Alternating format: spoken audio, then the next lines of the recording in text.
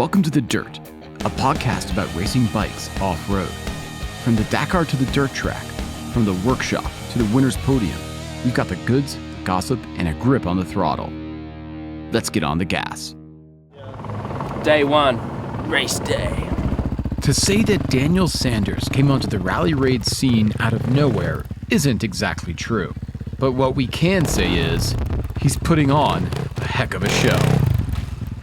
Mate, it was like a disco out there and Sandstorm was just going ham, so... The Australian showed up at a training camp in Spain in October, did a couple road books, and then promptly got into his first Dakar in January. Had some fun out there.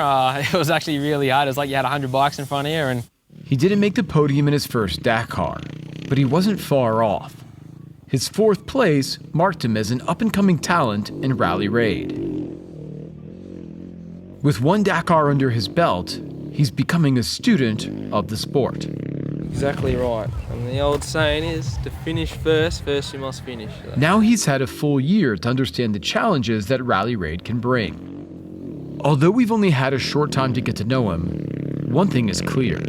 Daniel Sanders loves racing, and he loves bikes.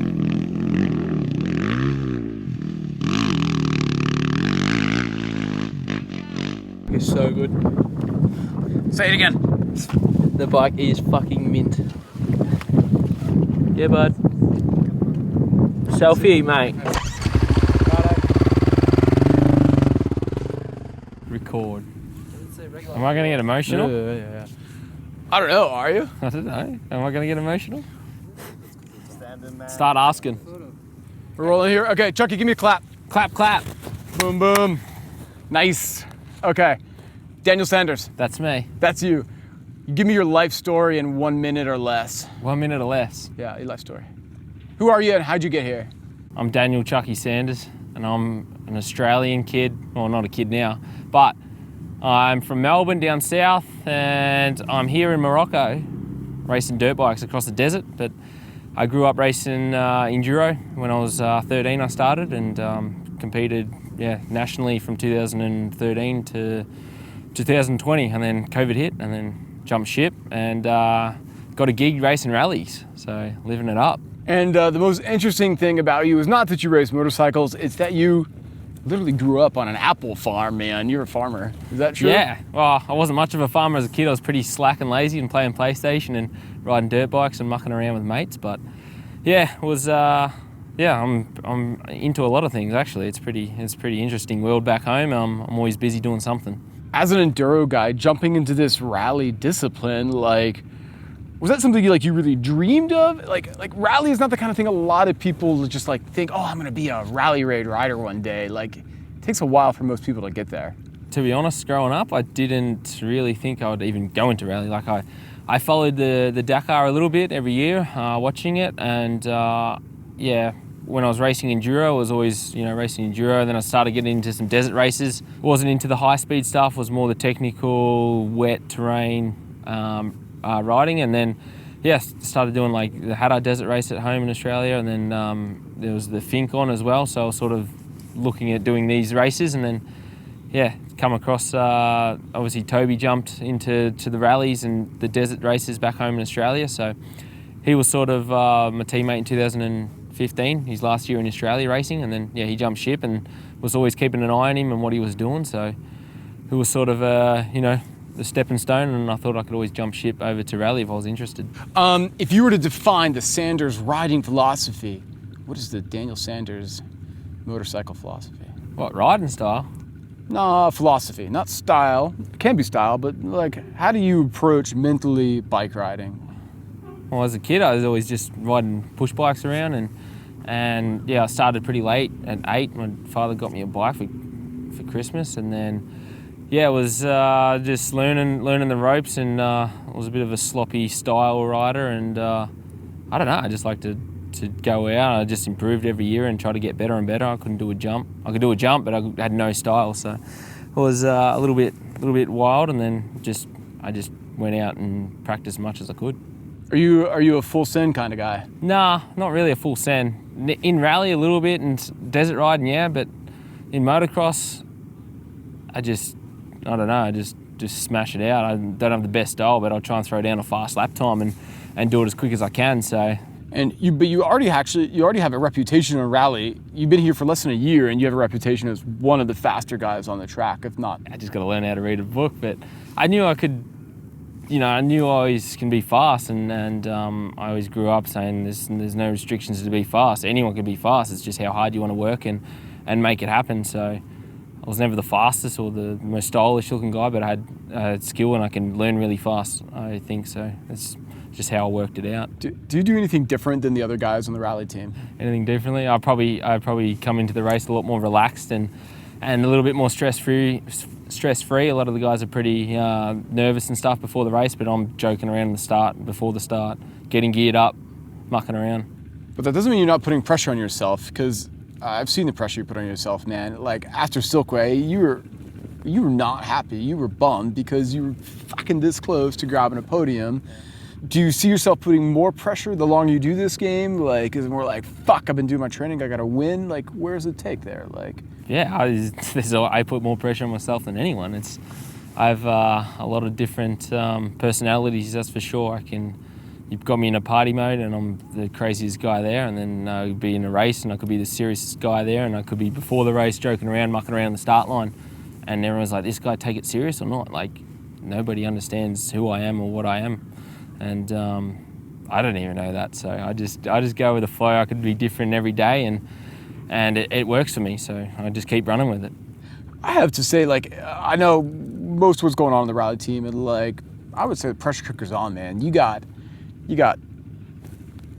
six guys who could realistically win the next Dakar on the same, basically, team, working out of the same workshop, training together. Yeah. What's that like?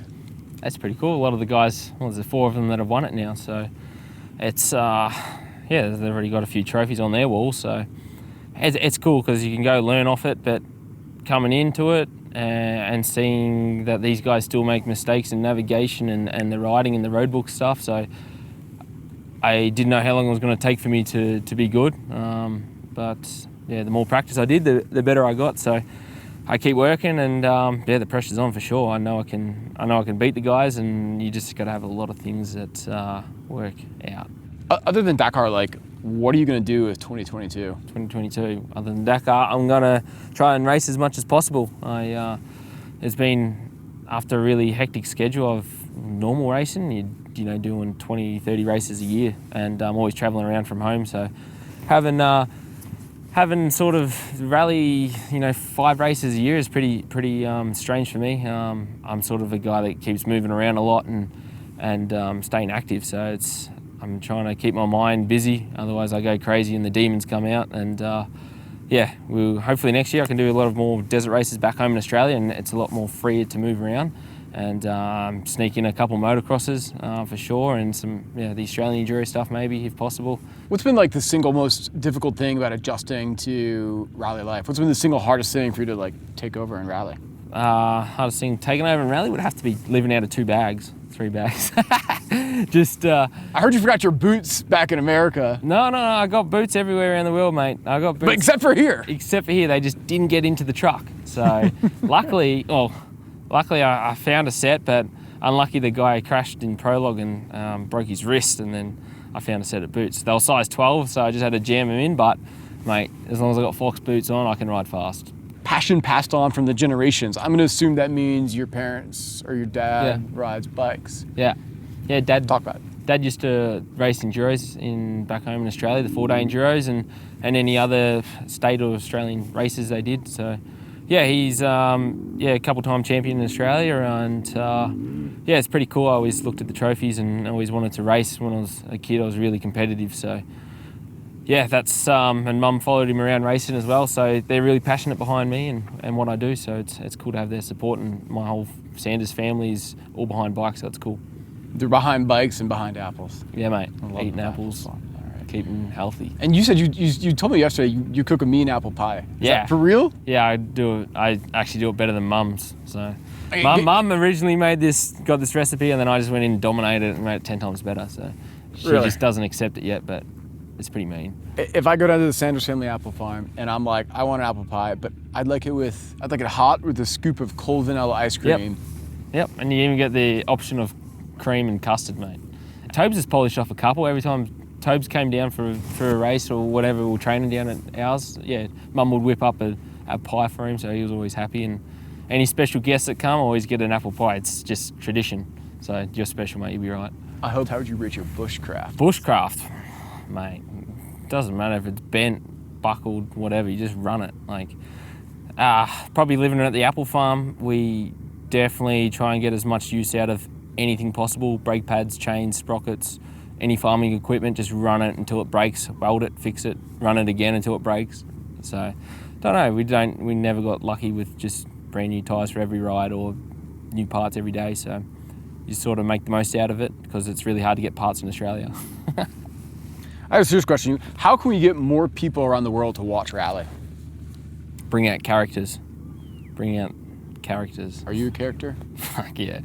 No one, if I had a GoPro on what I've been doing the last 3 months, mate, fuck, the internet would have blown up. And I've got some good witnesses. If I wasn't married with kids, I'd apply for that job right away. I'd follow you around. Yeah, I probably should get in. I looked at the vlogs and stuff. Oh, was it vlogs? Yeah. That's a lot of work. I need someone to follow me around though. That's the thing. It's like, I'm not the guy who's punching stuff up on social media all the time. Like, I'm there. Like, I don't try to not look at my phone as much as I can. Like, I'm there and having a good time, doing this, doing that, running amok, and just enjoying life, mate, because we're not here forever. You're thinking about it, aren't you? No, I'm just yeah. I even just do a trial. Do like a trailer or something to say, would anyone be keen to watch watch my life for like 1 month? Because it Come would and be live interesting. with me for 1 month. I'm not sure you realize how intrusive it is to have a filmer living with you for a month. It gets old quick, to be absolutely honest. To be absolutely honest. It has to be 18 and over though. Watch it. Far out, kids will get some bad ideas. I got a bad group back home with mates, so Yeah. they taught me well as a kid, but I behaved and I got out of the country. Let's talk business. Dakar 22. Are you ready? Yeah, mate, of course. We don't want to get the same result or worse. So going in, we definitely want to try and get on the box. It's hard, and coming out of this race just now, Morocco, was really confidence boosting for me because I feel like I did really well on the navigation in some areas, and my riding is really good now. I'm adapting well to the bike, so I'm going to have the speed, that's for sure. A little bit more experience, so I know I'm going to be 10 times better off than where I was last year, so I should be making these stupid little mistakes and yeah, hopefully be fighting for the top spot, which will be really cool, and that's what every racer wants to do, is try and get there. But everyone knows who races this race, anything can happen. It's 12 days, you don't know what they're going to throw at you every day, so I'm going to wake up every morning and fucking say I'm going to win it. Coming into this week, I didn't know how I was going to go here in this race, and fuck, I just said I'm just giving it all in now. Like, I dedicate my whole life. I've left everything back home and living overseas, and we're just going to make it happen. Dakar or bust? Fuck yeah. This is the one race of the year that's the biggest race of the year. It's like going into Daytona or whatever other big events are around the world. It's the Olympics. It's like we're trained for 1 year for this race. It's all or nothing. You got to give everything. Perfect, we're done. Cool. Fucking nice, mate. Send it. Oh. Yeah! Woo! Crush it. Yeah. There's no question Daniel Sanders is going to be a rider to watch for years to come. Whether it's on the Dakar or other rally raid races, be sure to keep an eye out, because this guy is putting on a show. We hope you've enjoyed this episode of The Dirt. We'll see you next time. But now, get on the gas.